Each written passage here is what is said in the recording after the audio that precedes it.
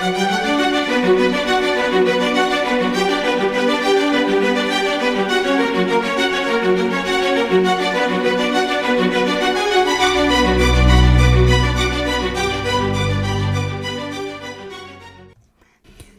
and welcome to an exciting brand new season of my podcast, History Stories. I'm Dr. Megan Easley-Walsh. As an author, a writing consultant, and a scholar, my life is full of stories and history. Last season, we explored each of my 10 historical novels, one per episode. We looked at inspiration behind the novels, about the role of history in general, and we connected each book to an antique. This season, we'll be exploring how location plays a role. We'll be doing this looking at the lens of a location in Ireland, since this is where I live and where my novels, so to speak, were born. I hope you'll enjoy this season. Let's begin.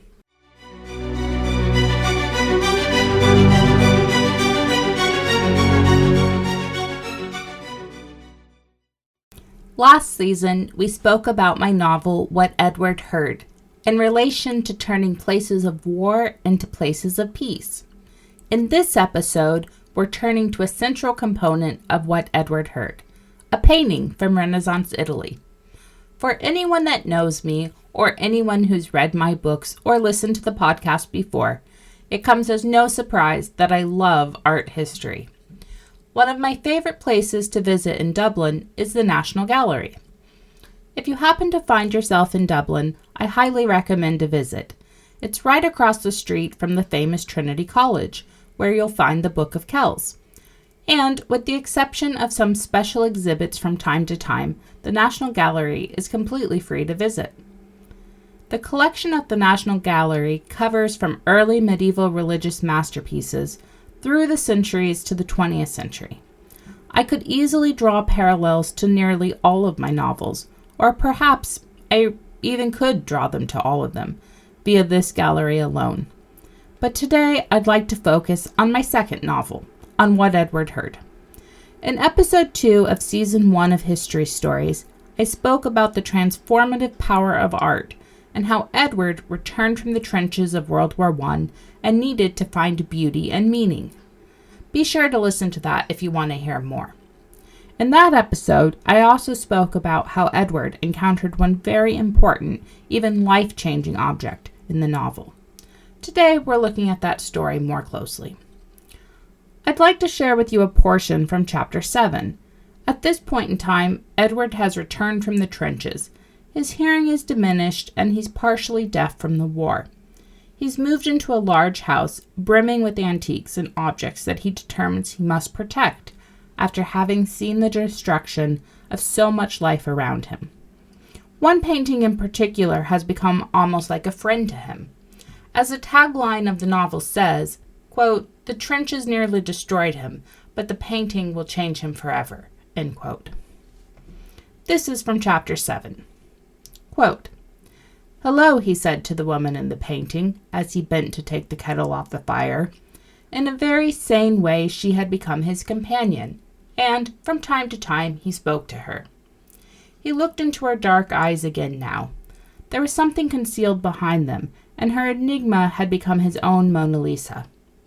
As Edward completed the very ordinary act of inspecting a painting and reading into its meaning, something done the world over by students of art history everywhere, something extraordinary and quite unexpected happened. The painting began to read him. "Why do you hide?" Edward jumped back at the question, which had not been spoken aloud, but had risen in decibel level within him. He shook his head to clear the meddlesome voice away. "What are you trying to prove?" Again, the question rose from within him. End quote. When writing What Edward Heard, I remember being excited by the idea of turning this occurrence on its head. Instead of the person reading the painting reads the person. I first took art history in high school. It was an AP class that my schedule only allowed for me to take the second semester of, but I loved it. I've completed a World Art History certificate with the Smithsonian Associates, and I've taken several art history courses online through the National Gallery in London, the National Gallery in Dublin, and the V&A Museum. For me, it's fascinating to look into a painting and really see what's going on. A bit like a novel, there can be many layers of hidden meaning. In What Edward Heard, a parallel journey is told of Edward's return from World War I and his attempt at rehabilitation into society and life again, while also following the painting from Renaissance Venice through the centuries to eventually become part of Edward's life. Along the way, he must unravel her mysteries. Why can the painting read him? Why does it seem as if there are messages being spoken directly to him? What's happening? Here's a bit of behind-the-scenes trivia. The painting is so central to the story that its original title was Perspective of the Painted Lady. Later, after I had written my novel Painted Faces, I decided perhaps Edward needed a title that was more distinct for himself. When I visit places like the National Gallery in Dublin, I love to stand in front of the paintings and try to read them, yes, but also to absorb the centuries that have passed since their creation.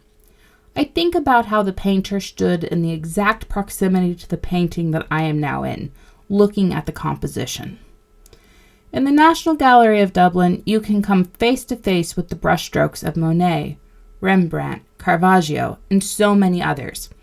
In What Edward Heard, Edward encounters not only the painting, but through her, Francesco, her original painter, and all who come to meet her along the way. Here's more about the story. Shattered by his experiences on the Western Front in World War I, Edward is looking forward to the peacefulness of England. Partially deaf, everything is quieter than he's accustomed to, except for the nightmares that continue to haunt. In Renaissance Venice, a young artist paints a portrait full of his love, devotion, and passion. When the painting was created, more than paint went into it. Now the painting has a magical ability, reading people's deepest thoughts, even when they want them to be kept a secret. For centuries, the painting travels the world, touching all it meets. When Edward finds it, his world is rocked. Strange circumstances pulse through the countryside. Edward must face his demons from the war, or the young servant girl accused of murder might die. Even more alarming, someone is inside of the painting, trapped. If Edward can't solve the mysteries in time, they all might face disaster. What Edward Heard is available in print, Kindle, and audio. Last season, I often shared with you a quotation about history in each episode. Because books and paintings don't really ever end, though, I'd like to end each episode of this season with the first lines of the book that we're discussing. It makes a nice circle that way. The end of the episode is the beginning of the book, and on the story goes.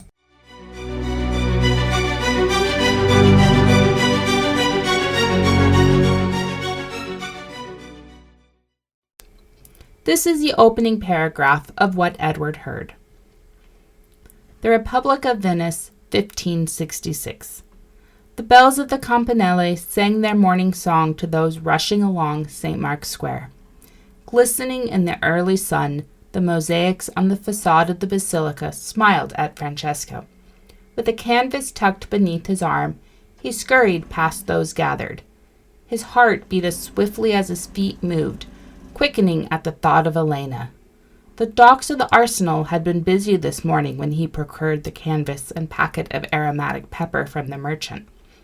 Each day a new culinary delight, presented as an exotic spice, seemed to debut on the shores of the canals. Now that the Ottoman Empire traded with the Venetian Republic these past 6 years, a whole new market opened to those such as Francesco that had set their dreams among the scintillating delights of the East. When Marco Polo journeyed to China 2 centuries prior, the seduction of the West by the enticing Orient had begun. End quote.